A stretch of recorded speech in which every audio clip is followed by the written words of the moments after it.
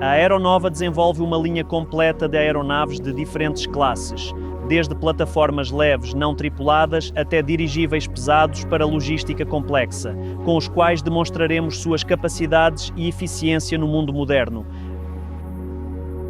A linha de aeronaves incluirá alguns protótipos importantes, o Nova 01 e o Aerolot 01, ambos já em desenvolvimento. Essas aeronaves foram criadas especialmente para testar e colocar em prática todas as soluções modernas e inovadoras que a empresa pretende utilizar em seus futuros modelos.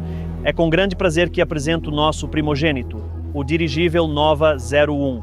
É essencialmente uma cópia dinâmica do nosso próximo modelo, o Nova 2.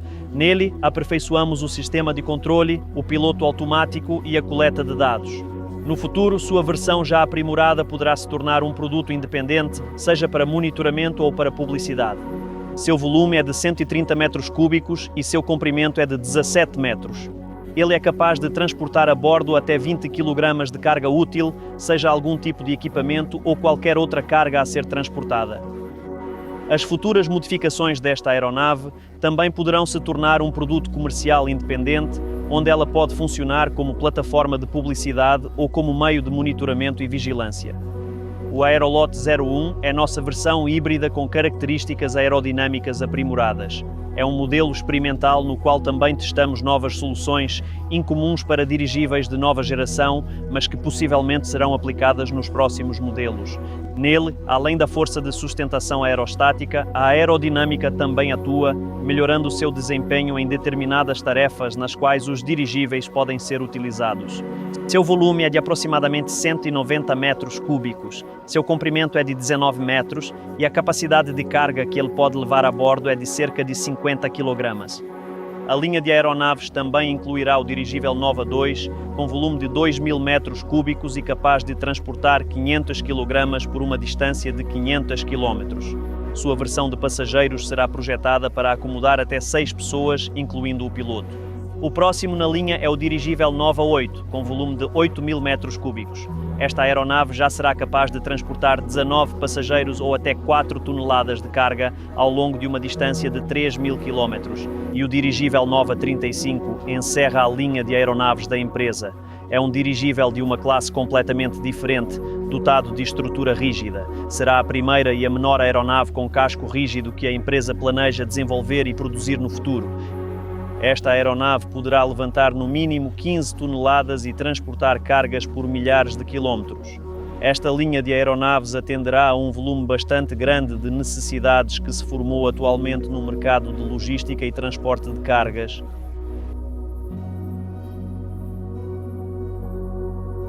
E nosso próximo passo é o dirigível Nova 2, capaz de transportar 6 passageiros ou 500 kg por uma distância de 500 km. Obrigado a todos que assistiram a este vídeo. Amigos, fiquem com a gente. Em breve teremos novos vídeos sobre como estamos revivendo a construção de dirigíveis. Até os próximos vídeos.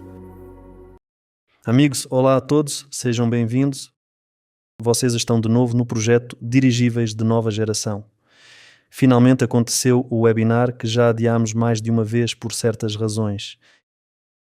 E como sempre, connosco está Fyodor Konstantinov, diretor técnico da Aeronova, e eu, Gennady Babanin. Hoje vamos falar das últimas novidades e eventos que já queríamos partilhar convosco na vez anterior. Hoje falamos de tudo isto tão interessante. Olá, Fyodor. Olá, espectadores, parceiros, amigos, camaradas. O webinar anterior queríamos fazer da aldeia de Zauksky.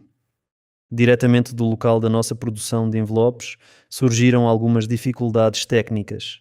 Por isso tivemos de cancelar o webinar. Por isso, obrigado a todos os que hoje se juntaram pela vossa paciência.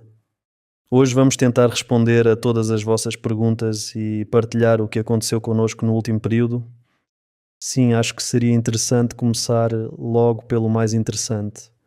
Estivemos em Zauksky, na nossa produção de envelopes. Mencionaste que praticamente 90% dos elementos do envelope do dirigível Nova 2 já estão prontos. Não confirmei agora, mas muito provavelmente já são todos os elementos. Então hoje já estão todos, é isso? Sim, prontos. E a maior parte do envelope já está, se calhar, até soldada. Então já foram até soldados uns aos outros? Sim, houve um dos vídeos onde estava o esquema. A estrutura, como trapézios, forma-se em gomos e esses gomos já estão prontos. E se os gomos estão prontos, significa que neles todos os elementos estruturais já estão no lugar. Ilhoses, abas, reforços para as válvulas, para os vários ventiladores e por aí adiante. Se há gomos, então pode dizer-se que 98% das peças do envelope já estão prontas. O envelope está a ser soldado e, no geral, a previsão é que em agosto o vejamos já insuflado. Só falta resolver onde a vamos insuflar. Sim, e esse assunto está a ser resolvido ativamente. Sem spoilers ainda, mas parece resolvido. Essa também é uma boa notícia. Vai ser notícia quando anunciarmos oficialmente. E quando tudo estiver concluído, digamos assim. No processo, pelo visto, ainda precisamos do sistema WGS. Em que fase de testes estamos agora? Temos aí uma infinidade de coisas que ainda precisam surgir para montar o dirigível. Tudo vai surgindo aos poucos. Uma parte muito grande dos componentes que se compram, sobretudo na parte elétrica, são os fios, os fusíveis, um monte de coisas. Isso ainda está pela frente para comprar. O que depende de nós, como disse, por exemplo, um dos sistemas é o WGS. A válvula funcionou e está tudo bem ajustado. São duas válvulas de alívio de pressão e uma válvula de emergência para libertação de gás. É uma exigência que ele esteja presente. Bom, e o ventilador, nós interrompemos os testes naquela altura por causa de que, no geral, o motivo era óbvio. Com rotações tão altas e um diâmetro desses, o rotor de plástico claramente se estica. Reimprimiram nanotroplástico mais resistente, cujos limites de escoamento são diferentes. E agora estão a decorrer os testes. Amanhã, por exemplo, vão realizar-se os testes de caudal e de pressão gerada deste ventilador. Mas não é a versão final. Afinal, o rotor será feito de alumínio, torneado, fresado. Mas o sistema em si, muito provavelmente, está pronto. Que as características calculadas de caudal e de pressão vão confirmar-se 100%, mas os testes fazem-se na mesma. Registra-se tudo isso num relatório e tudo isso, no fundo, é necessário e importante. Por isso o WGS está praticamente pronto por completo, além do facto de que vamos substituir uma peça por uma de alumínio. E os restantes produtos, que também são do nosso fabrico, dependem de nós. O reforço de proa, a empenagem de cauda, a estrutura sob a gôndola, a própria gôndola e as estruturas de montagem dos motores elétricos. No fundo, toda a parte de ferro, digamos assim, vai ficar pronta, acho eu, lá para setembro. Pronto. O mais complicado, como sempre, vai ser com o sistema de controlo, que começa quase que pelas baterias. Sim, tem aquelas baterias de lítio. Deixa eu lembrar, uns 300 quilos delas. Sim. E, aliás, são capacidades específicas bem elevadas. Eles calculam meio torto, claro, mas lá está em watts por quilograma. 400 watts por quilo. 430 watts por quilograma, acho eu. São baterias bastante boas, chinesas, caríssimas. A começar por elas, ninguém quer fazer o conjunto de baterias. Vamos fazer por conta própria. Já escolhemos as células, o BMS, tudo. Projetamos as caixas para elas. A estrutura para montar essas caixas também já projetamos. O sistema de controlo, a começar pelas baterias e a acabar nos atuadores, com o computador de bordo lá no meio, uma pilha de eletrónica, todo o tipo de caixas de distribuição, fusíveis, uma quantidade infinita de todo o tipo de martírio. É um desafio e tanto. Em paralelo também as estruturas metálicas, os elementos. Tudo pronto até setembro. Sim, estamos agora numa fase ativa de preparação para receber o envelope. O envelope nós já fabricamos, grosso modo, agora temos de recebê-lo. Para recebê-lo é preciso fazer o teste de pressão. Pressurizar é simplesmente insuflá-lo com ar normal até uma certa pressão, depois vedá-lo por completo e mantê-lo assim durante algum tempo, registando a pressão externa, a temperatura, a umidade e tudo o que acontece lá dentro. Agora preparamo-nos ativamente para esta fase, tirando o próprio espaço onde tudo deve acontecer. Ele ainda tem de ser preparado. O próprio revestimento sobre o qual isto acontece, e uma pilha de pequenos detalhes, a começar pelas válvulas de enchimento, adaptadores, vários tampões que se instalam em diferentes sítios, reforços, tirantes, manômetros, mostradores. Agora é uma fase muito alegre. Estamos a montar tudo isto, a comprar, a preparar. Esperamos o envelope. É o que está a acontecer agora mesmo, em paralelo com a fabricação das peças. Sistema de controlo, uma festa. É preciso comprar muita coisa. Vamos montando a lista aos poucos e comprando. É aí que ainda há maior incerteza, sobre a qual vamos precisar de apostar mais recursos, um pouco mais de atenção. Bem, outra coisa interessante, montamos a máquina de ensaio de tração lá em Zaoksky. E ela serve, pelos vistos, para verificar as características calculadas, é isso? Bem, para ensaiar os elementos estruturais, sim. Arranca do envelope o que está soldado nele, como as abas e afins. Pois, primeiro. Bem, só para confirmar. E 2. Naturalmente, todo este equipamento é necessário para obter o certificado de projetista. As licenças base. Enfim, tudo isto é necessário. É importante. Montamos uma máquina de tração. Na próxima semana, muito provavelmente, arranca. Por enquanto, ensaiamos apenas o que foi soldado em empresas terceiras. A segunda máquina de ensaio de tração ainda temos de comprar. Aquela que entra no sistema de gestão da qualidade na produção. Ela é responsável pela verificação diária da regulação das máquinas de soldadura. Chega de manhã, solda uma costura, rompe, registra no relatório, pronto e vai soldar. Se saiu e voltou depois do almoço, solda de novo uma costura pequena, rompe, registra e vai soldar. De repente algo acontece, alguém carregou em algo, e as costuras são muito importantes, são muitos quilômetros delas, e por qualquer disparate, claro, não queríamos perder o envelope. Eu, na verdade, quando estivemos em Zaoksky, fiquei impressionado com a quantidade de peças, de elementos de que o dirigível é composto. Vladimir Alexievich disse que são uns milhares. Bem, milhares ou não, mas ele falava em 16.000, acho eu. Furos para os ilhoses. Foi preciso fazer cada furo à mão, assim, em cada elemento estrutural, e normalmente são 2 em cada. E depois, além disso, é preciso fazer os furos e depois montar cada ilhós. Sim, elementos, não sei, dá para contar, acho que há umas centenas de certo. Bem, isto era o que dizia respeito a Zaoksky. E como vão agora as coisas em Voskresensk?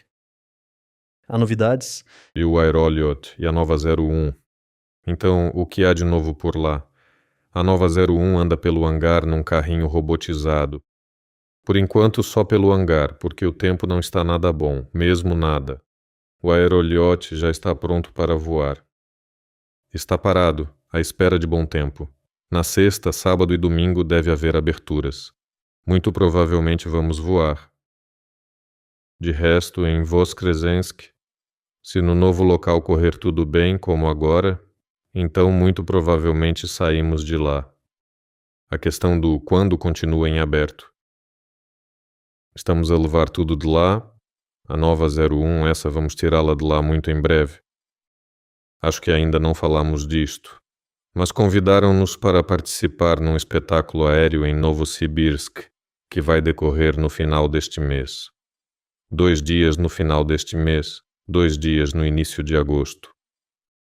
Vai haver um espetáculo aéreo, pediram-nos para participar, e por isso, na próxima semana, desmontamos a nova 01, embalamos, levamos e vamos participar no espetáculo aéreo. Muito provavelmente, passe de Novosibirsk já a trazemos para o novo local, sim. O Aeroliot fica em Voskresensk por agora, Tem programa de voo. Quando acabar, provavelmente também. E em Novosibirsk está previsto que a nova 01 voe por lá? Como estão os voos agora? Está previsto que sim. Por isso, no final do mês, vamos a Novosibirsk e vamos gravar novos conteúdos para vocês. Sim, espero que tudo corra bem. Estamos agora a trabalhar na organização do transporte. Não é só enviar a nova 01, mas também o seu mastro de amarração móvel. Sim, é uma bela missão. Enfim, se tudo se encaixar, e isso saberemos já na próxima semana, poderemos convidar-vos a Novosibirsk para visitar a exposição. Talvez alguém já esteja por lá ou possa simplesmente vir e estar presente connosco. O aeroliote esteve parado bastante tempo connosco e fizemos-lhe uma remontagem a fundo, se assim se pode dizer. Pode dizer-se assim, sim. Nós... Ai, meu Deus. Bom, o aeroliot tinha uma série de problemas nas suas partes mecânicas. A estrutura, 4 estruturas nas quais estão montados os motores elétricos, e ao lado de cada motor elétrico há um servomotor, que permite a cada motor, com a sua hélice, girar para lados diferentes de forma independente dos outros e por aí em diante. Era precisamente com esse mecanismo de rotação que surgia sempre algum problema, e por causa dele deixávamos cair o aeroliote. E não foi só uma vez que o deixamos cair. Enfim, ainda bem que era a baixas altitudes, até 1 metro. Ele pairava e algo acontecia. E como é que era? O aeroliote paira, fica ali suspenso, parece que está tudo bem. Primeiro, os ensaios estáticos. Montamos ele todo. Durante várias horas ele fica ali movimentando as hélices, parado no hangar, se mexendo, enfim. Depois desligamos tudo. Não lembro, mas contei umas centenas de parafusos. E você anda verificando cada parafuso, se não esticou, se está tudo em ordem. Enfim, depois de repetir esse procedimento várias vezes, começam os primeiros saltos de voo. O aeroliote, por exemplo, decola e paira. Primeiro paira no hangar. Aliás, isso mostra que ele tem uma estabilidade bem boa, porque fazer barulho com 4 hélices dentro do hangar cria um fluxo de ar bem grande ali. Hangar pequeno, aeroliote grande e mesmo assim consegue pairar dentro do hangar. Depois começam as pairagens ao ar livre, parte dos quais vocês viram. Publicamos nas notícias. Ele fica pertinho de nós, pairando parado. Enfim, a gente se estatelava tanto na neve quanto no asfalto. A certa altura, tem ali um servomotor e uma bucha, grosso modo, que transmite o torque para lá e para cá. E ora a engrenagem saía do encaixe com a bucha, ora a própria bucha quebrava, ora a bucha girava em falso. Enfim, não é nada legal ver quando um motor fica simplesmente assim. Em compensação, criamos um algoritmo do que fazer se um motor falhar. Este aqui gira 180 graus e começa a compensar o motor que saiu de serviço, mas... Enfim, agora ele já está com todos esses mecanismos funcionando 100%. Tudo o que podia quebrar, quebrou. Tudo o que era preciso trocar, reforçar e tal, foi trocado, foi reforçado. E agora só falta acumular horas e mais horas de voo com ele. Voar, voar e voar. No modo quadricóptero que ele voa, não há dúvida nenhuma, que ele decola na vertical, pousa na vertical e consegue, grosso modo, se deslocar de algum jeito. Agora, o mais importante é testá-lo em velocidade. Verificar, afinal, as suas características aerodinâmicas, né? E é justamente disso que vamos nos ocupar. Faremos até o fim do verão. Amigos, enquanto transmitimos, não esqueçam de escrever as suas perguntas, não tenham vergonha, mandem. Durante o webinar ou no fim, respondemos com certeza. Fiodor, você mencionou que agora, em princípio, o céu está fechado. Para fazermos os ensaios em voo do aeroliote, a gente conseguiu de algum jeito a autorização para voar ou nós, digamos assim, conseguimos classificar o nosso aeroliote como equipamento experimental que se possa fazer voar? No geral, sim. Está proibido voar à aviação ligeira e a tudo o que é do gênero, mas ao experimental é permitido. e o nosso já é experimental de qualquer forma. O estatuto ainda não foi obtido, mas já traçamos 2 caminhos para abrir o céu ao aeroliote, e um deles tencionamos aproveitar muito em breve. Tudo isto está ligado, claro, a ensaios para certas estruturas. Ainda bem que há interesse por parte dessas estruturas e interesse nos respectivos ensaios. Portanto, vamos fazer tudo isto. Acho que vai correr bem. Sim, é assim por agora. No geral, já há um caminho traçado para desbloquear o céu a todos os nossos aparelhos, sejam pequenos, grandes e por aí adiante. Claro que primeiro é preciso concretizá-lo, e é justamente nessa fase que estamos agora. Feito isso, os nossos dirigíveis vão voar tranquilos. Na verdade, gostaria de partilhar também o nosso último lançamento experimental e demonstrativo de um balão estratosférico. Lançámos com o Dmitry Sergeyevich e com os nossos parceiros meteorológicos que lançam balões estratosféricos regularmente e têm interesse em que a carga útil regresse. Podias contar um pouco? Contar o quê? No fundo, para que percebam, neste momento estamos todos concentrados em um produto e meio. 90% da atenção é, claro, a Nova 2. E não só. É acabar o seu projeto, é a sua produção, é todo o seu futuro, é o local de montagem, é a exploração e por aí adiante. Recursos vão todos lá. Mais um projeto pequeno, que está agora a ganhar forma devido à enorme quantidade de pedidos que temos. E é sobre complexos de aeróstatos cativos. Distraímos-nos um pouco e começamos a desenvolver um aeróstato cativo. Pronto. E todo o resto fica em segundo plano, no que sobra. A Nova 01, o aeroliote e, ainda mais, os lançamentos estratosféricos. Esses, por agora, andam algures lá pelo 30º escalão. Mas, apesar de tudo, o Dmitry Sergeyevich Kmel é ele o impulsionador ativo de todos os assuntos estratosféricos, formou um grupo de trabalho do qual a nossa empresa faz parte. E foi assim que o projeto conjunto de retorno da carga útil foi implementado com sucesso. Posso já explicar para que serve. Por exemplo, na estratosfera há várias correntes. No verão, aquilo parece tudo lã de carneiro. Há por todo o lado umas turbulências assim, digamos. E lanças a sonda estratosférica e, grosso modo, ela ficando praticamente parada, pode, durante algum tempo, manter-se sobre a zona pretendida. Pronto.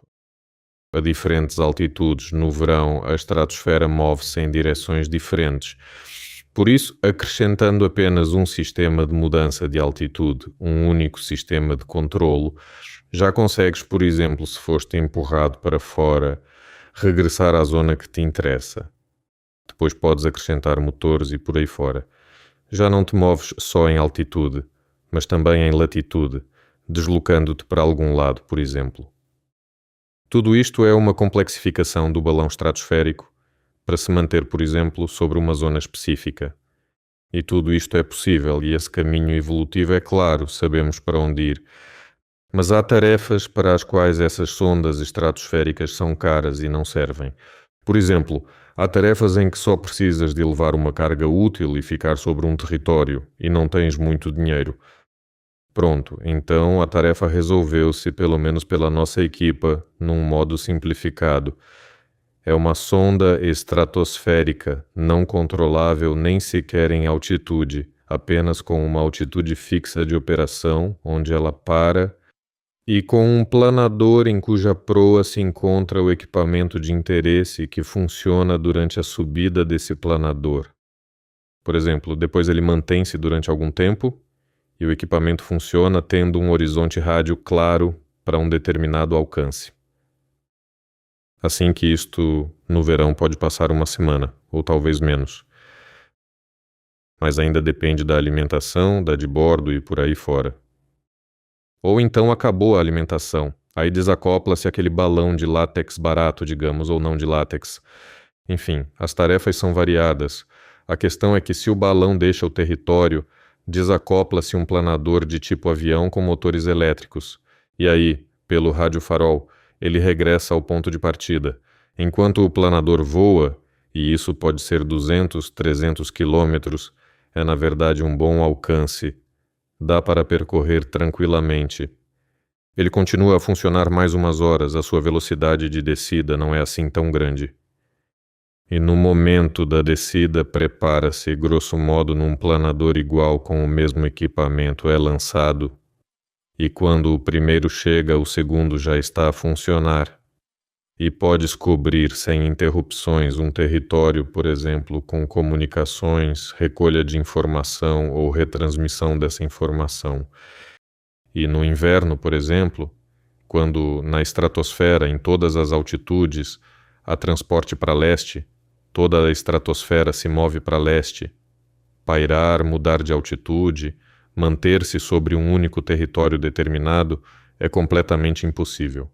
Nesse caso, provavelmente, é a única solução para este problema.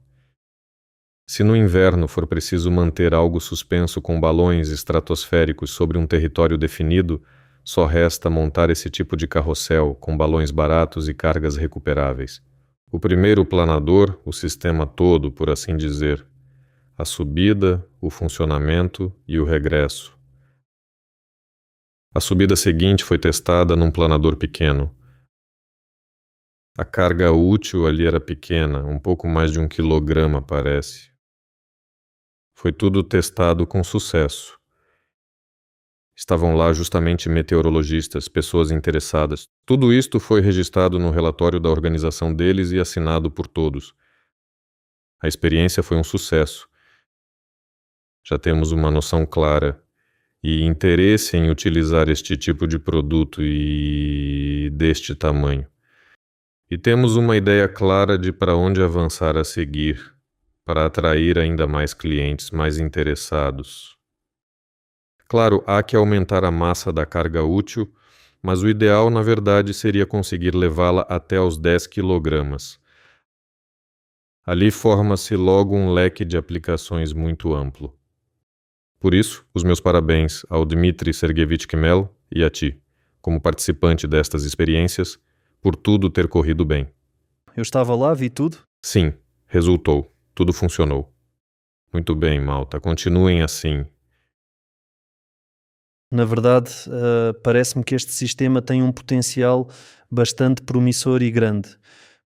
Porque, em primeiro lugar, eu sei e ouvi dizer que, normalmente, ao lançar essas sondas estratosféricas, a equipa anda depois de carro, sabe-se lá para onde, no meio do nada, com um mapa na mão, à procura dessa carga útil em sítios impossíveis, pelas árvores, pelos arbustos mais altos do que uma pessoa, na melhor das hipóteses.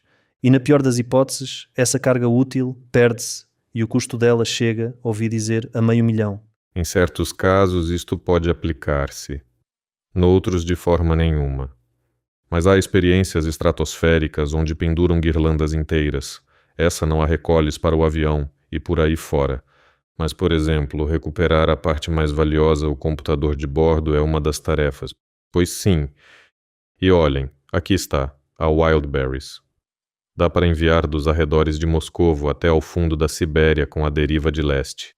E depois o último troço, uns 300 quilômetros, leva-o um aviãozinho. É claro que isto é meio disparate, mas por que não? Quem sabe? Bem, na verdade, passamos bem depressa pelas principais notícias. Tivemos convidados da Costa do Marfim.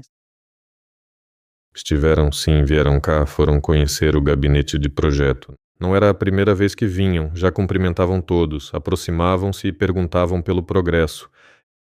É muito engraçado para eles observarem tudo isto. É interessante ver como os parceiros se tornam especialistas na construção de dirigíveis, começam a perceber do assunto, e isso é muito gratificante. Começam a agir ativamente nos seus países, nas suas regiões, e daí nascem interações produtivas com diferentes áreas, seja com o mundo dos negócios, seja com o poder público. Pois, acho que vamos com as pessoas certas, sim, e na direção certa.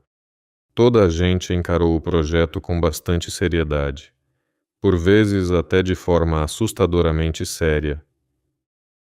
Pois, E aquelas questões, digamos assim, e aqueles níveis de tomada de decisão e de resolução de problemas são de facto animadores. Agora vão chegar mais pessoas, outra vez.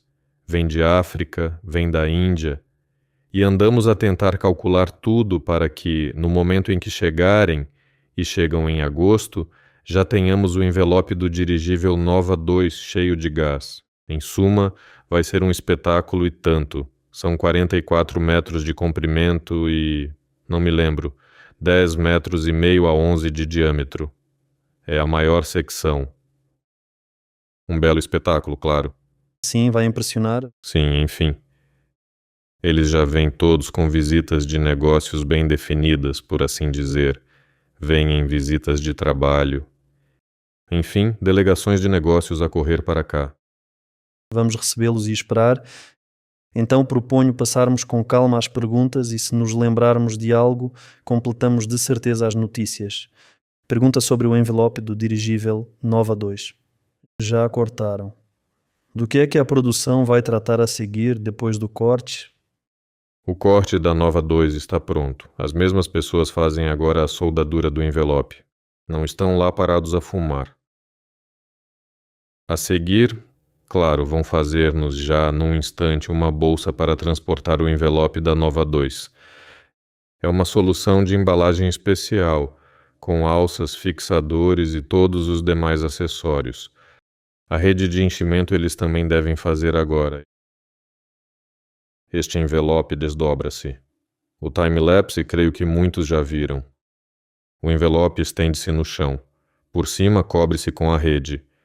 A rede é carregada nas bordas com sacos de areia.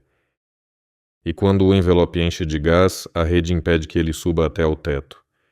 Enfim, ele levanta-se um pouco e depois começa a montagem de vários elementos pesados e no fim o dirigível fica pesado e já não tenta ir para lado nenhum.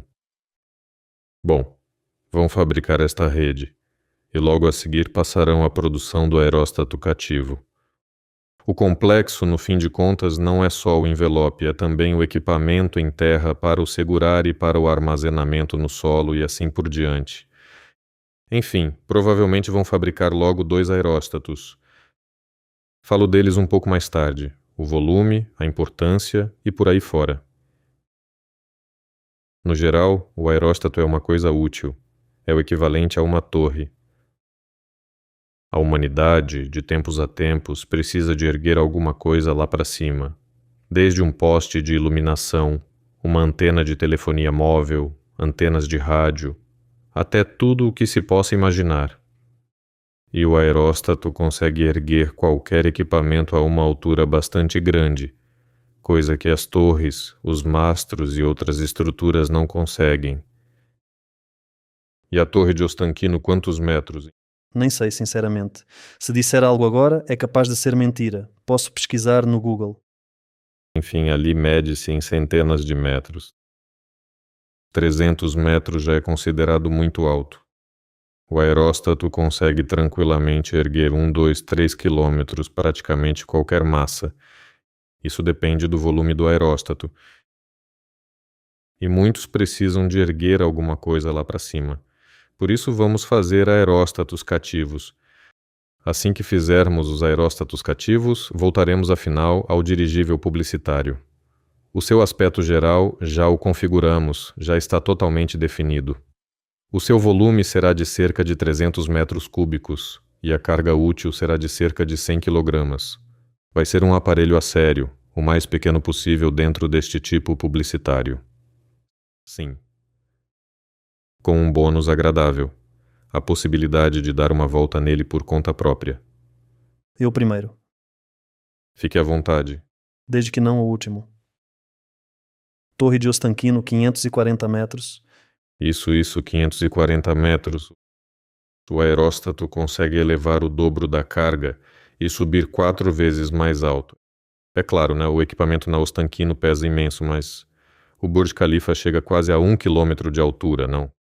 Para um aeróstato, 1 quilômetro nem é o limite. 2, 3, até 4. Pronto. No fundo, isto é sobre a altitude alcançável. As plataformas aerostáticas ficam claramente mais alto do que aquilo que se apoia no chão. Curioso é também que, apesar de todo o nosso empenho e vontade de nos dedicarmos aos dirigíveis, o mercado, de uma forma ou de outra, acaba sempre por chegar com os seus próprios pedidos e, por assim dizer, desvia-nos um pouco desse objetivo comum. Pronto, esses lançamentos estratosféricos, os aeróstatos cativos, de uma forma ou de outra, chegam com esse tipo de pedidos. Chegam.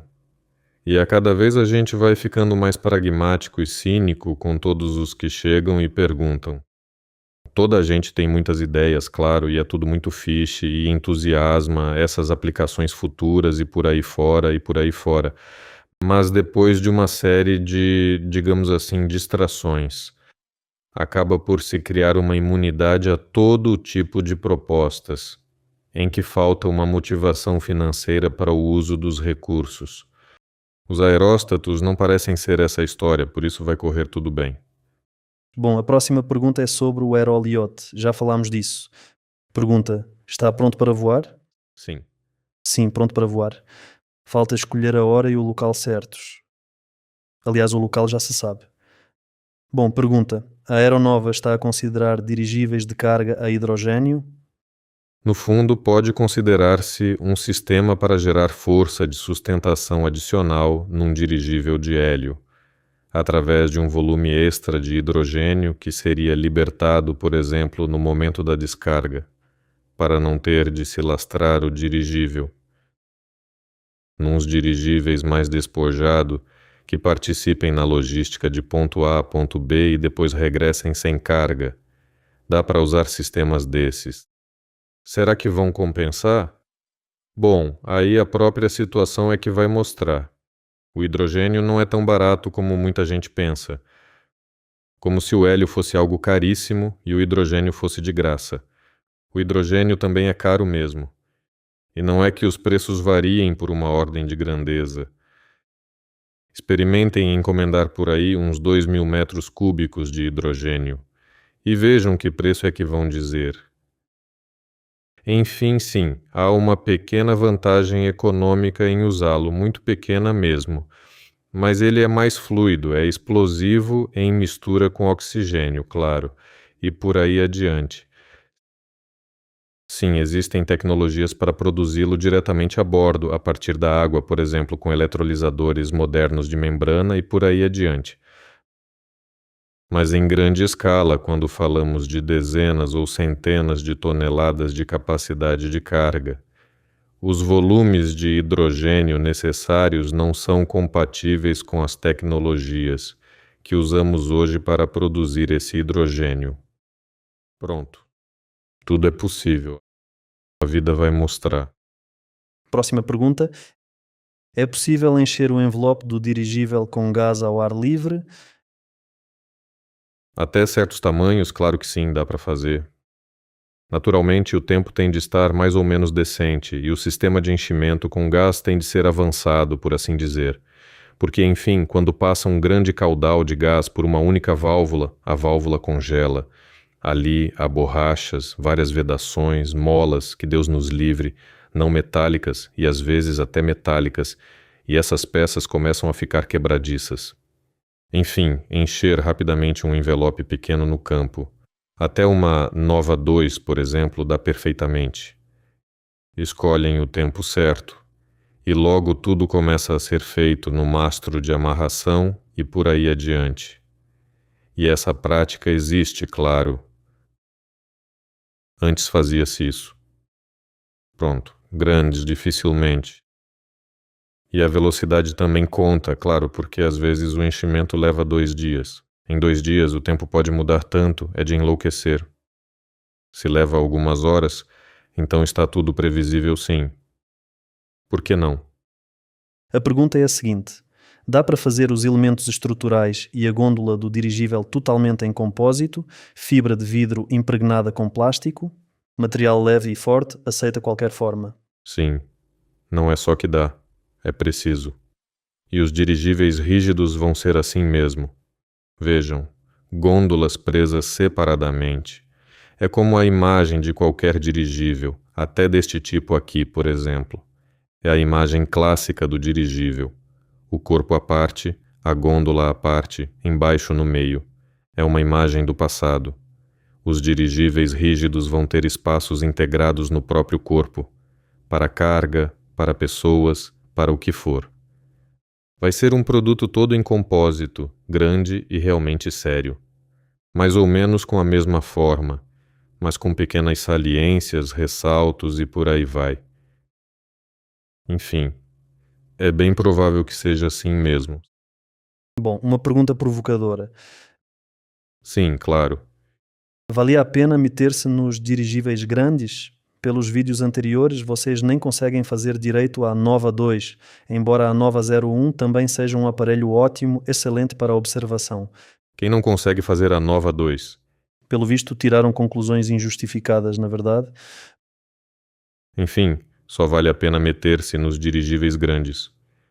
Dirigíveis pequenos nem contam como tal. Até a Nova 2 é um dirigível pequeno. A Nova 8 já é pelo menos algum dirigível. Um dirigível com um volume de 50 a 60 mil metros cúbicos. A Nova 2, 2 mil metros cúbicos. A partir de 60 mil metros cúbicos, são justamente esses os dirigíveis que vale a pena fazer.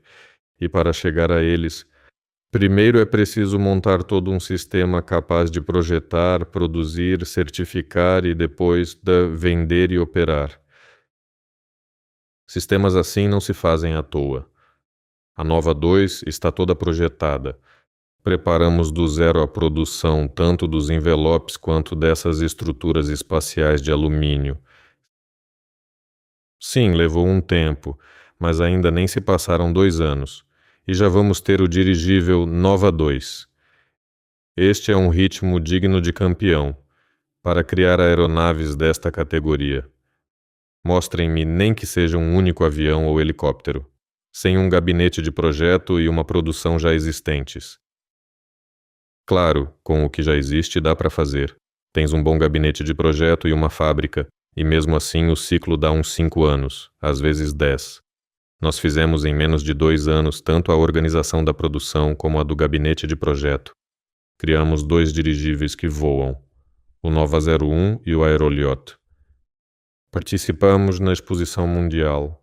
Andamos a mudar de um aeródromo para outro, pois aqui e ali houve alguns atrasos, mas no geral o ritmo é bom, só que ainda temos de acelerar. Bem, eu acho que aqui a ideia principal, a julgar pelo comentário seguinte, era que já dava para, neste tempo todo, fabricar às centenas esses pequenos dirigíveis e para que continuar a insistir, digamos assim. Podíamos. Mas o fim era outro. Dá para fazer, mas para quê?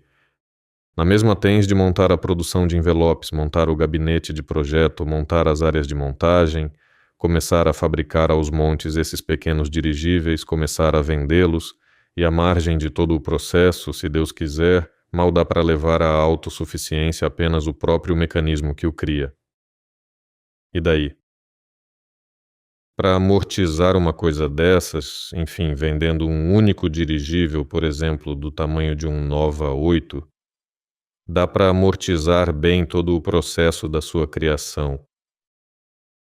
Mas ao mesmo tempo fica preparada a base para criar grandes dirigíveis, onde o retorno é simplesmente colossal. Vendendo um Nova 35, dá para amortizar o projeto todo várias vezes. O Nova 35, como já percebemos, não é preciso. Precisamos da Nova 60, digamos, e a seguinte, a Nova 80. E são precisos as dezenas. E isto é mesmo aquilo que muda o paradigma logístico, que muda... Aliás, muda tudo, podes entregar qualquer coisa a qualquer sítio, transportar tudo o que for. Vejam o nosso extremo norte, a extração, os recursos, a prospecção, a construção, construir estradas, construir caminhos de ferro. Há uma quantidade infinita de tarefas, e resolvem-se todas lindamente. E para dar mesmo esse salto de qualidade... Com pequenos aparelhos publicitários só dá para sustentar uma equipa de 10 pessoas. Não é interessante, e gastam-se tempo, recursos e inteligência. Para quê? Sim, quero voltar a sublinhar que as tarefas nem sequer são comparáveis com aquelas que os grandes dirigíveis conseguem realizar. Os pequenos são brincadeira, publicidade, uma monitorização leve. Aqui, porém, pois a escala é completamente outra. O dirigível tem esta qualidade, nunca consigo formulá-la de forma breve e clara. É que a sua área é calculada ao quadrado, e o volume ao cubo.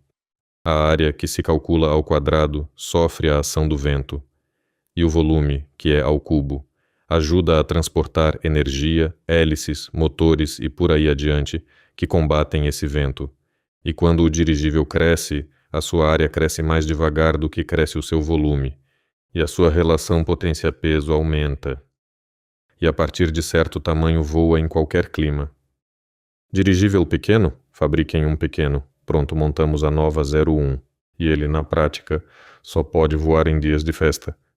Se o vento sobe só um bocadinho, já não faz sentido nenhum içá-lo, absolutamente nenhum.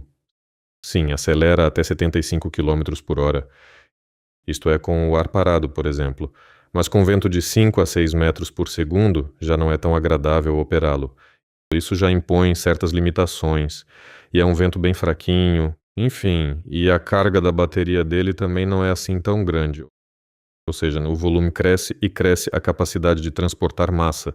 Podes levar mais combustível, mais baterias, mais motores elétricos, mais hélices, resistir a esse vento, voar mais tempo e por aí adiante. Os dirigíveis não são uma questão de miniaturização. Fazer um dirigível pequeno é não perceber como funciona. Fazer até a nova 2 ainda não é construir um dirigível para todo o tempo. Esta nova 8, com 8.000 metros cúbicos, já é um dirigível que se pode considerar para todo o tempo. Aí já se abrem aplicações mais ou menos industriais. Para publicidade, para entretenimento, pode construir-se um de 300 metros cúbicos e 100 kg de capacidade de carga e operá-lo com muito cuidado e delicadeza. Mas não foi para isso que toda esta iniciativa foi criada. Concordo. Então já passo à próxima pergunta. Pessoal, onde está o meu moletom pela ideia do melhor dirigível? Jenna, onde está o moletom dele? Escreve-nos, por favor, alguns contactos, pelo menos um e-mail. Agora mesmo copiamos, contactamos por e-mail e enviamos se ainda não enviamos. Vamos rever tudo. Que ideia do melhor dirigível? E repete a ideia também.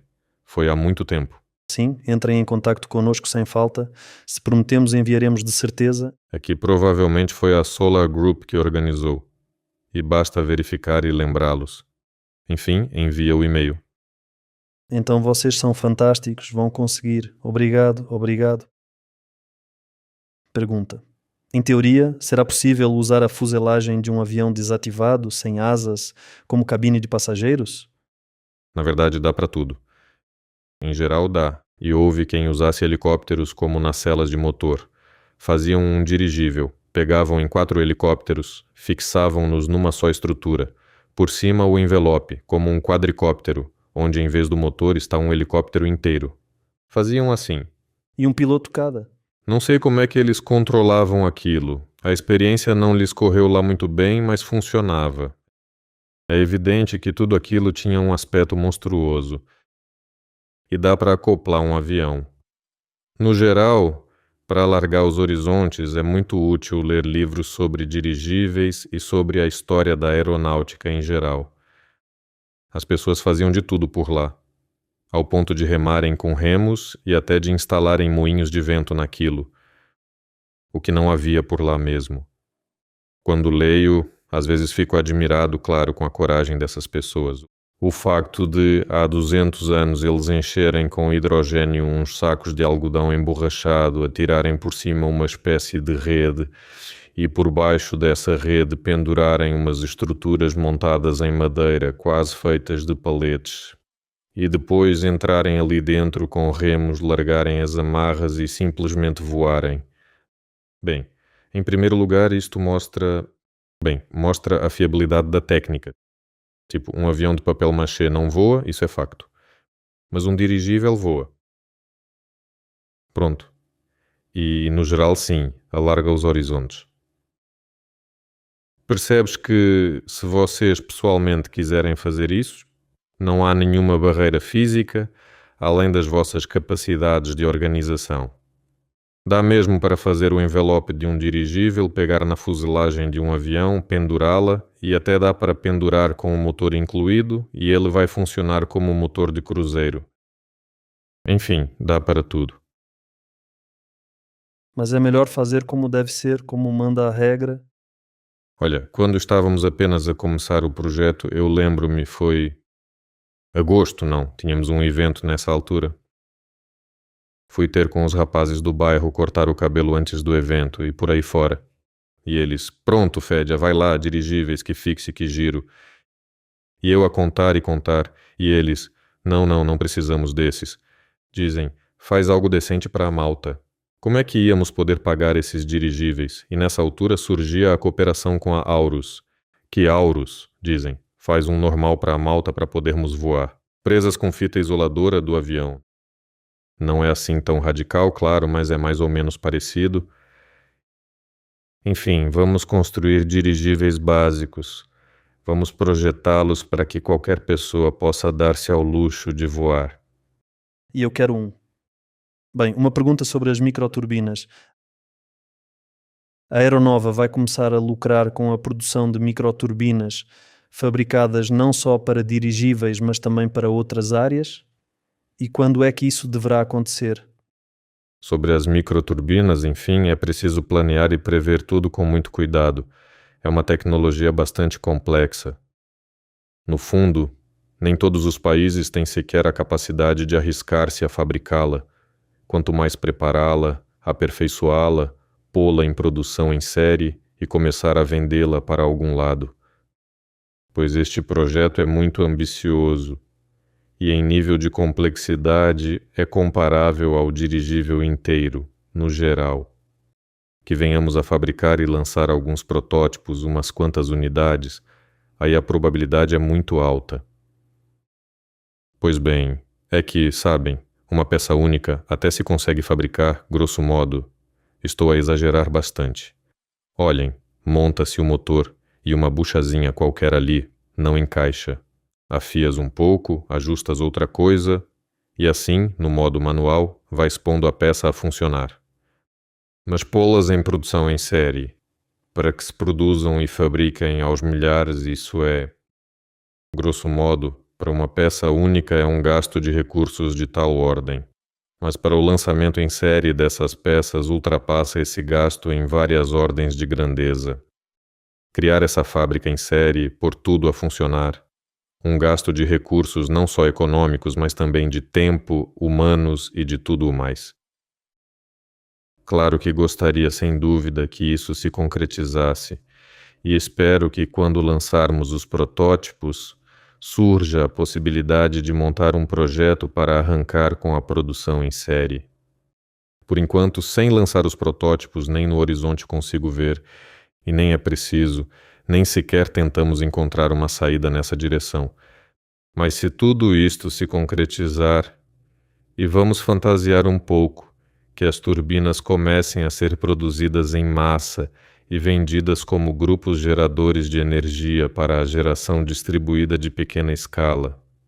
Então, esse negócio pode superar em rentabilidade o dos dirigíveis em várias ordens de grandeza.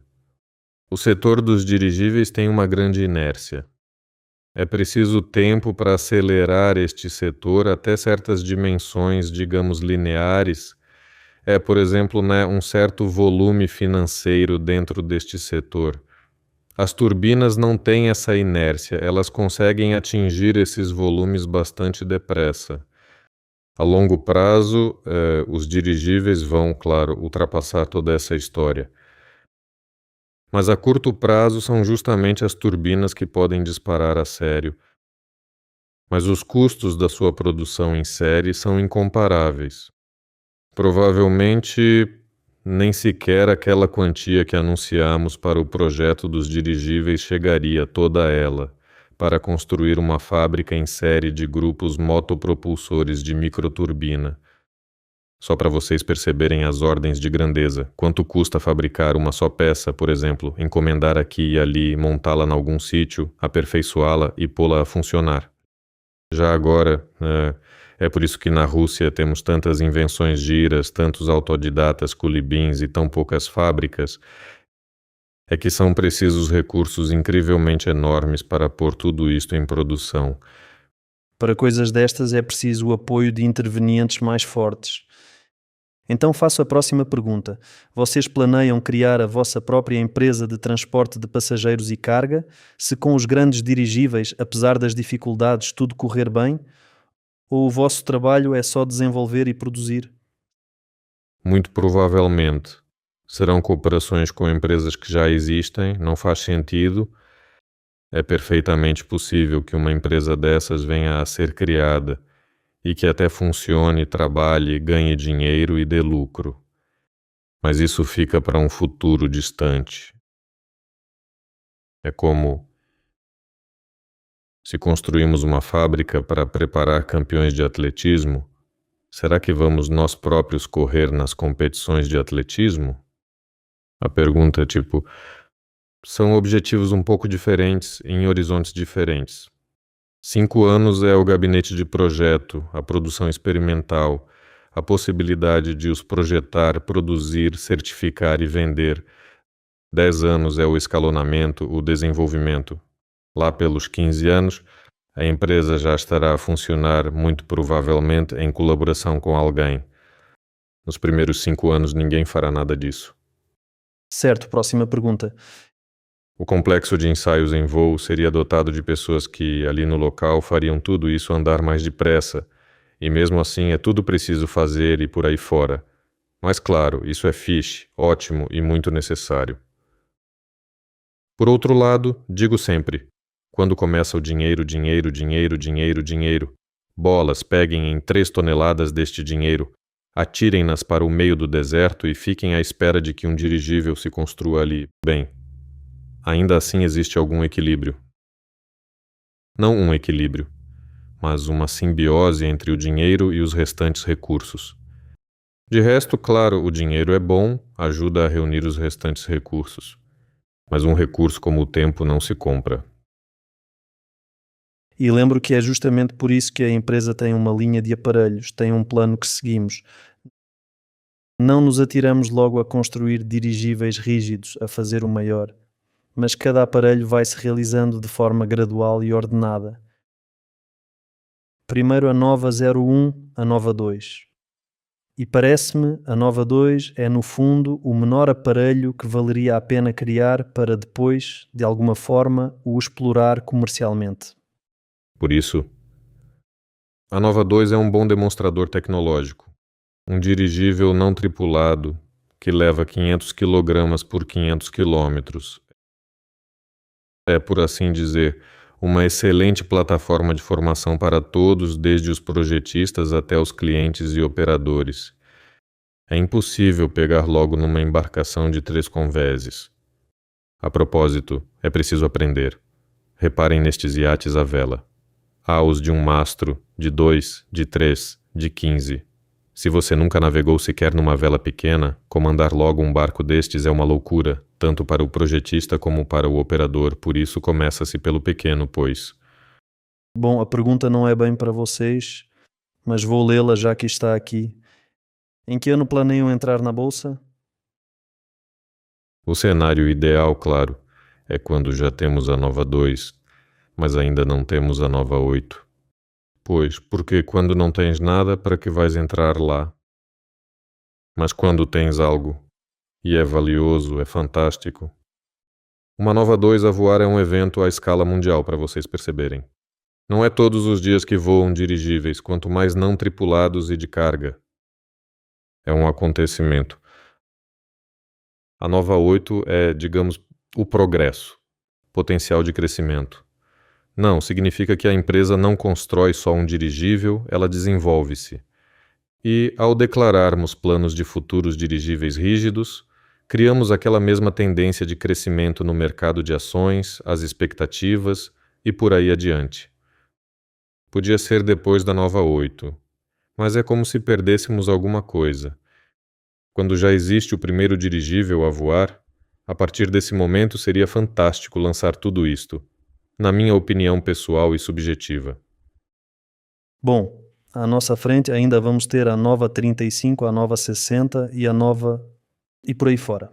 Depois da nova 8, o ideal é construir um dirigível rígido. Bom, mas batendo na realidade, é preciso massa. E é justamente toda esta história da bolsa. Declarar que vamos criar em breve um dirigível rígido, tendo já a experiência de criar a nova 2, a nova 8, a demonstração de tudo isto, a aplicação experimental industrial, os clientes e por aí adiante. Ou seja, é uma das formas de captação de capital precisamente para construir o grande dirigível. Volto às vossas perguntas. Em que fase está a compra ou o arrendamento do aeródromo para montar a nova 8? O nosso novo local serve para a nova 8? Se as coisas ficarem tão mal que tenhamos de montar a nova 8 no mesmo sítio onde planeamos montar a nova 2, então isso é possível de fazer. Mas muito provavelmente, a nova 8 será montada no território do cliente, onde decorrerá a sua exploração experimental industrial. Este é o cenário de desenvolvimento mais realista. Ou seja, subentende-se que na fase em que já estivermos prontos para criar a nova 8, já teremos também um potencial cliente diretamente para ela? Já temos cliente potencial para a nova 8 e mais do que um. E não faz sentido montar a nova 8 num sítio onde ela não vai ser operada, se for algures longe. Qual é o sentido? E o cliente está longe, bastante longe. E claro, o envelope vai ser produzido aqui conosco, todos os elementos vão ser produzidos aqui, mas tudo isso será levado para lá, onde vai ser operado e montado lá. Isto é mesmo a probabilidade máxima. Bom, pergunta. Em teoria, será possível construir um dirigível de carga não tripulado? Sim, é isso que estamos a construir. 30 toneladas, 60 toneladas. Se dirigíveis não tripulados desses andarem a voar, receio que os rapazes a quem vamos vender os pequenos comecem a dedicar-se à pirataria. Pirataria em dirigíveis. Isso é algo novo. Bem, uma pergunta. O Minprom-Torg ajuda ao menos em alguma coisa?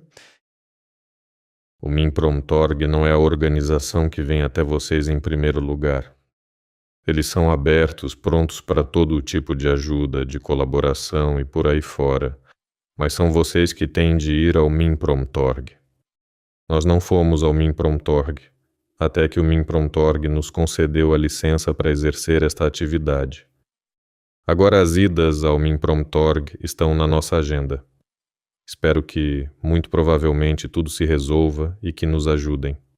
É esse o objetivo deles, é para isso que existem. E como conciliar o desenvolvimento dos dirigíveis e o projeto dos motores de turbina? Bem, mas já se está a conciliar agora. No projeto do motor de turbina trabalha um pequeno número de pessoas, umas 6 pessoas por aí. E a turbina já está totalmente projetada logo para o dirigível Nova 8. De qualquer forma, a Nova 8 seria projetada para algum motor. De qualquer modo, seriam precisas interações com aquele lado e com o aperfeiçoamento dos motores. Bem, enfim... Na aeronova, alguém trataria dos motores. Não estas 5 pessoas que tratam da turbina, mas outras 5, que adaptariam os motores existentes aos nossos dirigíveis. Mas há um problema pequeno. Não há motores para dirigíveis. Há uma solução, por exemplo, que agrada a toda a gente, exceto a Rosaviația.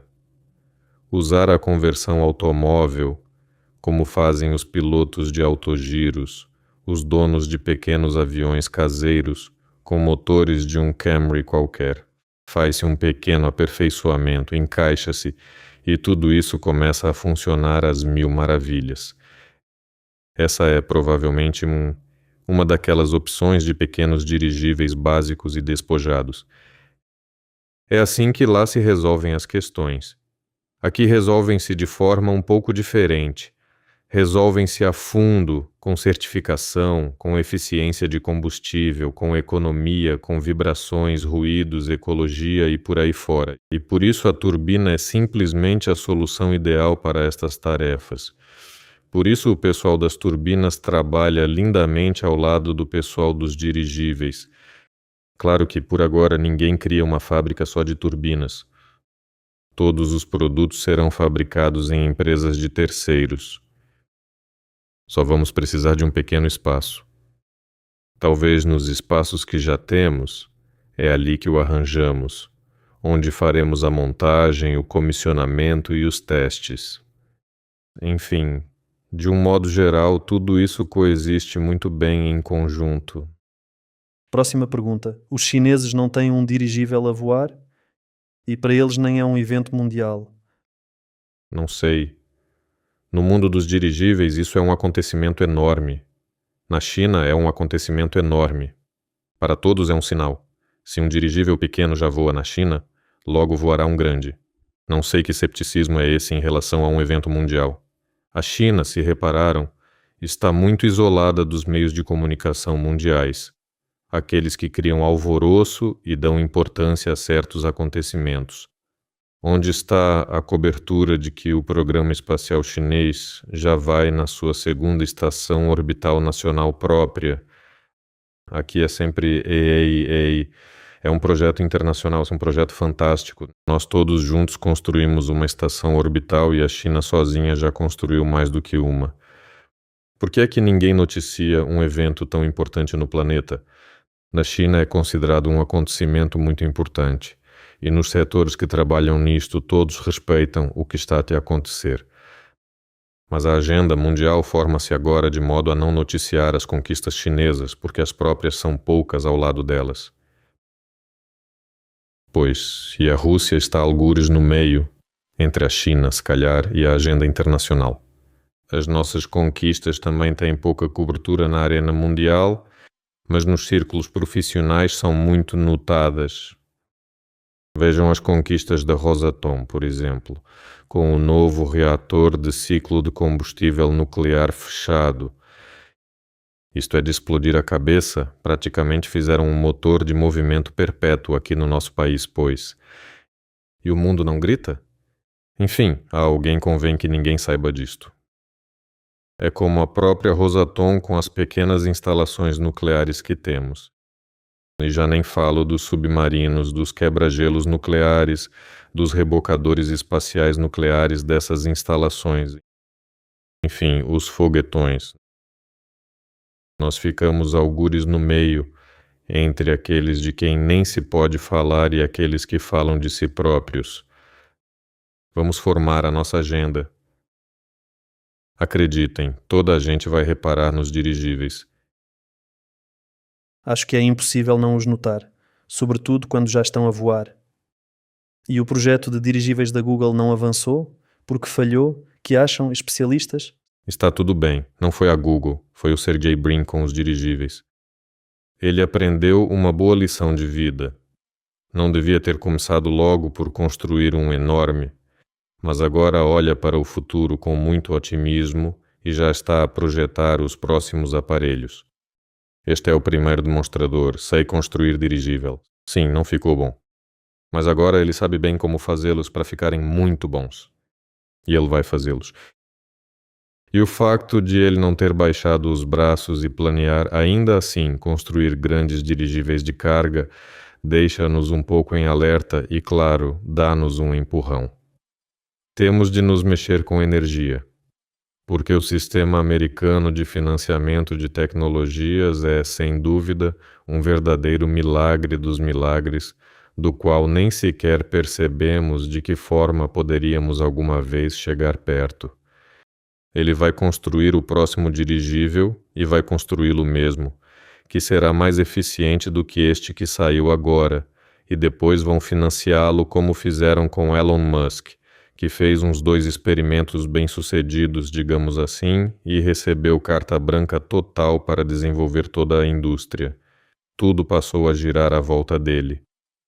Despejaram uma quantidade incrível de dinheiro nele, ligaram todos aqueles mecanismos. Toma lá a bolsa, toma lá. Ai, e se acontecer o mesmo com Sergey Brin? E é bem provável que aconteça mesmo. Ele não pensa parar. Sim.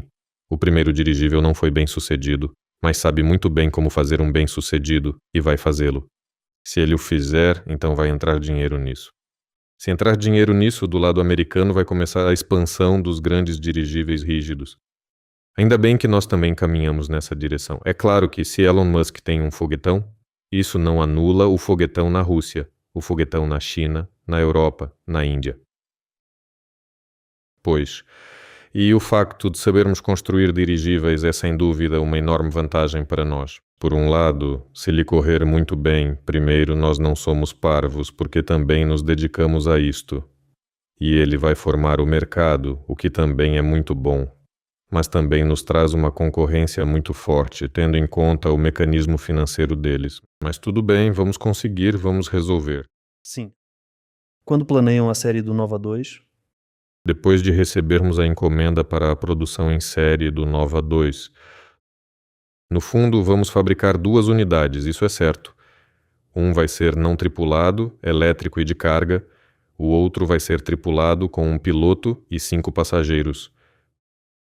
Pois, se houver encomendas de um ou do outro ou de alguma modificação deles, tipo o de monitorização, teremos todo o gosto em avançar já no próximo ano. Vale a pena dedicar-se aos aeroliote? O projeto era interessante, mas talvez seja melhor focar só nos cascos clássicos? São mais familiares, dão menos surpresas? Qual é a vossa opinião? Enfim, como já disse, os recursos que dedicamos ao aeroliote são 0, com uma infinidade de zeros, e depois 1%. Claro, isso distrai um pouco a atenção, mas não a ponto de deixarmos de lado todo o resto.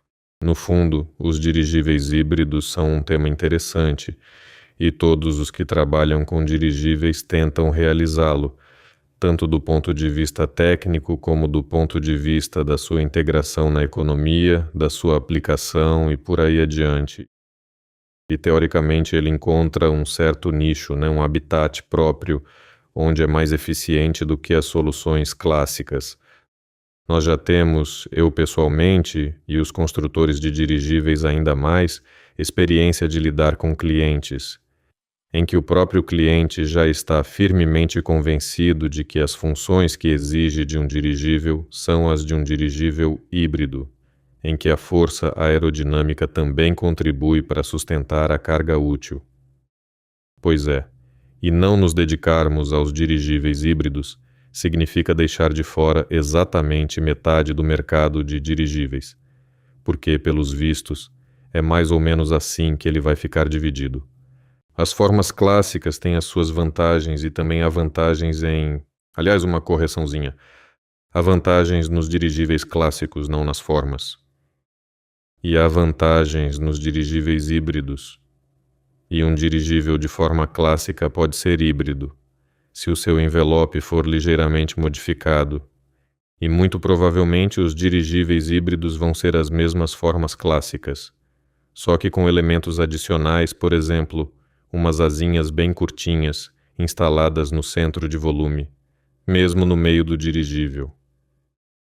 Elas já dão mais ou menos o mesmo efeito em termos de força de sustentação, como se achatassem todo o envelope, mas sem que aumente o arrasto, ou seja, o CX mantém-se igual. Bom, das asinhas acrescenta-se um pouquinho, mas é uma ninharia. Ao mesmo tempo, a área não aumenta, e por consequência a massa desse envelope mantém-se. Não surgem complicações com os cálculos de resistência, e por consequência com os reforços da estrutura e por aí adiante. Que os dirigíveis híbridos vão existir, isso é 1.000.000.000% certo. Serão eles a criar o próprio casco, a aerodinâmica? Talvez em algum ponto onde começam os dirigíveis rígidos. Vejam, se vocês constroem um casco rígido de dirigível e lhe dão a forma de uma asa qualquer, como o aeroliote, por exemplo, aí já começa a fazer algum sentido. Enquanto for um dirigível flexível pequeno, não faz sentido absolutamente nenhum. Daqui a pouco o Dmitry Sergeyevich vem brigar aqui. Enfim, é preciso dedicar-se aos dirigíveis híbridos. É ótimo termos o aeroliote. É bacana que vamos testá-lo e obter todo o espectro de dados, por um lado, e uma compreensão viva das coisas, por outro. Não nos distraímos tanto assim com ele. Até 5% dos recursos humanos, se calhar, é o que se gasta nele. O projeto é bonito, o projeto é interessante. Vamos terminá-lo, começar a voar, e os clientes, isso também é interessante. Há pouco vieram ao aeródromo umas pessoas que diziam: muito bem, a nova 01, é esta que precisamos. E como é que vais discutir com o cliente? É esta que ele quer. Claro que dá para começar a ensiná-lo e a explicar, mas normalmente é mais fácil dizer: está bem. Bom, um pouco de futurologia. Vocês consideram criar dirigíveis espaciais para a terraformação final do planeta Marte e a sua colonização? Afinal, as primeiras sementes e grãos foram levados pela nave espacial Atlas. Pronto. Vamos fantasiar. Se falarmos de dirigíveis noutros planetas, isso provavelmente tem mais a ver com Vênus, onde nas camadas superiores da sua atmosfera a pressão, a temperatura e o nível de radiação solar, tudo isso mais ou menos coincide com as condições para a presença humana. E se for para usar dirigíveis em algum lado, seria mais em Vênus. Em Marte, a atmosfera é demasiado rarefeita, pequena e por aí adiante. Não vale a pena usar tecnologia aeronáutica ali, mas em Vênus já é interessante. E usaram, a União Soviética usou, e a Rússia, muito provavelmente, ao regressar a Vênus, voltará ali a recorrer à experiência da União Soviética. Por conseguinte, com grande probabilidade serão usadas plataformas aerostaticamente descarregadas. É isso. Quanto à terraformação. Bem, se inventarem a pílula da imortalidade, aí nós tratamos disso juntos, mas de resto, há um cenário, se formos mesmo fantasiar até o fim, em que num futuro próximo toda a humanidade se une num único êxtase e se dedica apenas a melhorar o seu próprio habitat. Se isso acontecer, então sim, os dirigíveis participarão ativamente nisso. O Airlander e o seu fracasso foi consequência de um projeto mal sucedido, de ser algo muito novo e pouco habitual, ou estava tudo bem e a culpa foi só do fator humano? Sim, é algo novo. Mas mais uma vez aconteceu-lhes tudo isso por terem logo começado pelo grande. Na verdade, eu nem sequer vi maquetas pequenas, digamos, desse Airlander, pelo menos do tamanho do aeroliote. Para o terem posto no ar, acelerado, observado a dinâmica de voo, recolhido todos os parâmetros dele comparado com os modelos matemáticos, e por aí adiante. Eu vi logo um Airlander grande, que é incontrolável no ar. A mínima rajada lateral ou algo assim, e ele começa a tentar dar cambalhotas. O aeroliote também tem esse problema. Tem menos problemas do que o Airlander, mas a sua altura metacêntrica, que lhe dá estabilidade, é pequena em comparação com a nova 01. Vocês têm, por exemplo, o centro de volume que cria a força de sustentação aerostática, centro de massa, e a distância entre o centro de volume e o de massa dá o braço de estabilidade. Por exemplo, quando vocês viram o dirigível, o centro de massa puxa para baixo. Ele meio que quer voltar e passa a funcionar como um João teimoso. Pois tanto no Airlander como no aeroliote, por exemplo, a cauda é pesada, só que aqui está embaixo, onde a cauda fica em cima. Portanto, se aqui está pesado, então tem de ir para a proa. A gôndola de proa fica aqui, não embaixo. E este braço diminui, e como o braço diminui, a estabilidade também diminui. É um dos problemas do Airlander e aeroliote. O segundo problema que o aeroliote não tem, mas o Airlander tem, é, no fundo, a forma aerodinâmica errada. Bom, não se sabe por quê, mas por algo a fizeram assim. Ali, como hei de dizer? Ai meu Deus, se no aeroliote, digamos, o coeficiente de geração de sustentação no corpo é igual a 1, no Airlander é igual a 2,5. Por um lado, é fixe, voamos e transportamos mais. Mas por outro, chega uma rajada lateral e surgem no corpo forças imprevistas que, por causa da tua ainda pouca estabilidade, começam a virar-te no ar, pois, e estabilizar-te torna-se difícil. Mas há ainda outro problema do Airlander. A sua relação potência-peso é, no geral, insuficiente. Este envelope enorme, complexo e pesado devorou uma grande percentagem da capacidade de carga possível. Em vez dele, dava para pôr motores maiores e mais potentes e então estabilizar-se em voo. Enfim, ele tem muitos problemas. Bem, ainda bem que o construíram e demonstraram tudo por completo. Ninguém pensa repetir os mesmos erros. Tal como o Sergey Brin fez um dirigível rígido. Também muito obrigado. Nós vamos, por assim dizer, no encalço deles e aprendemos com os erros dos outros. Bem, e será possível combinar o dirigível Nova 2 e o Motiliok da Sovelmash? Motiliok é quadricóptero. Bem, é fazer uma estrutura maior e espalhá-la. Pode-se.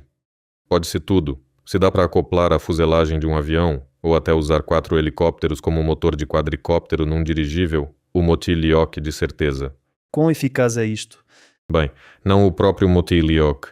Claro, teríamos de, pelo menos assim, teríamos de cortar em 4 partes e espalhar o grupo motopropulsor com as baterias pelas pontas, fazer estruturas que lhe deem rigidez e... Se calhar não faz sentido, mas dá para tudo. Se os engenheiros americanos constroem dirigíveis, é porque veem perspectivas? Pergunta. Claro, e não são só eles. Para ser sincero, há uma certa tendência mundial. Agora muitos acordaram para esta área. Bom, é a primeira vez que ouço uma opinião tão clara e fundamentada sobre o Airlander. Obrigado. Passem lá pela nossa lojinha. Bem, vejamos. Qual é o volume da nova 01 esvaziada? Cabe num avião para uma viagem a Novosibirsk? O volume que a nova 01 totalmente desmontada ocupa cabe... Agora me vem à memória o Land Cruiser em que o transportamos. Aliás, sim, nós o transportamos... Que Land Cruiser era, não te lembras? Prado. Prado? Sim, pegamos o Land Cruiser do Ruslan. Shamil estava ao volante. Existem esses vídeos. Enfim, quando a nova 01 sofreu um acidente em Voskresensk, tivemos de a resgatar dos pântanos vizinhos. E a nossa expedição conseguiu chegar lá justamente no Land Cruiser. E numa só viagem, sem deixar nada no pântano, ao que parece, levamos toda a nova 01. E nós mesmos estávamos lá. Quer dizer, o Shamil, tu, eu, a Cristina, o David, éramos 5 no Land Cruiser. E a nova 01. Claro, estávamos todos apertados, tudo em cima de nós, e a nova 01 inteira. E por cima nem tinha nada. Tinha sim. Fixamos a empenagem de cauda em cima. Sim, sim. O envelope estava no porta-bagagens, os computadores, os ferros que sobraram, e a viga do grupo motopropulsor estava meio torta, mais ou menos assim. Bem, e agora para Novosibirsk. Temos aquele mastro de amarração da nova 01 montado num reboque, e é nesse reboque que tudo se acomoda. E vai tranquilamente no cargo, no avião, no compartimento de carga. Enfim, no final fica bastante compacto. Sim. Viram o vídeo no YouTube, Novo Sistema de Transporte da Rússia? Lá tem ficção científica por todos os lados, mas o projeto de uma cidade voadora de dirigíveis parece relativamente realista e o resto é tudo ficção. Não, nem vi. Mandem o link para algum lado, nos comentários do YouTube. Dou uma olhada. Interessante. Curioso de ver, sim. Bem, e com isto acho que é tudo. Amigos, proponho encerrarmos por hoje o nosso webinar. Obrigado a todos os que participaram, pelas vossas perguntas, pelos vossos comentários. Venham sem falta aos próximos webinars e visitem-nos, se ainda não estiveram no aeródromo, para ver com os vossos próprios olhos um dirigível. É um prazer à parte, sim. Sim, e em breve vamos encher o envelope da Nova 2, e já poderemos ir vê-la. Vai ser magnífico. Amigos, até logo. Obrigado por, com as perguntas, tornarem o webinar chato numa conversa alegre e acolhedora. Até a próxima. Até logo.